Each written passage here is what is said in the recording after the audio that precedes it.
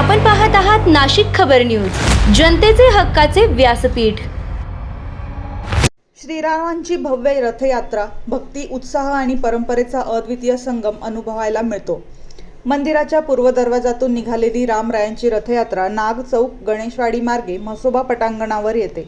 येथे रामराया विश्रांती घेतात। मात्र गोदावरीच्या पलीकडे राहणाऱ्या भक्तांसाठी गरुड रथ नदी ओलांडून त्यांच्यापर्यंत रामकृपा प्रसाद पोहोचवतो।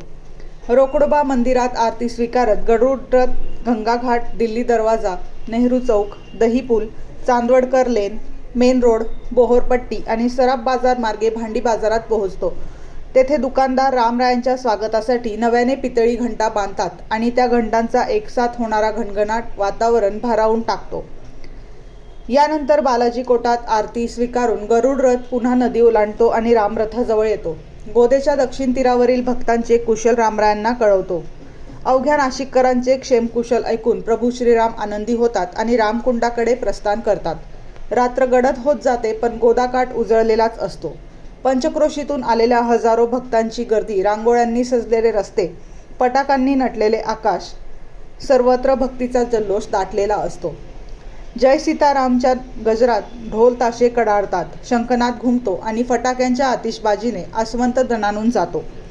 वेदमंत्रांच्या घोषात गोदावरीच्या पवित्र जलाने श्रीरामांना अवभृत स्थान घातले जाते।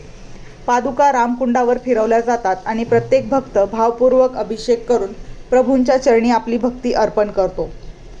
षोडशोपचार पूजन आणि आरतीनंतर दोन्ही रथांचा परतीचा प्रवास सुरू होतो। नगर प्रदक्षिणा पूर्ण करून रामराय पुन्हा मंदिराच्या पूर्वद्वारी येतात। औक्षण स्वीकारून पालखीने गर्भगृहात विराजमान होतात आणि या भव्य भक्ती सोहळ्याची सांगता होते। ही केवळ रथयात्रा नाही, तर नाशिककरांच्या श्रद्धेचा, परंपरेचा आणि एकात्मतेचा लोकोत्सव आहे।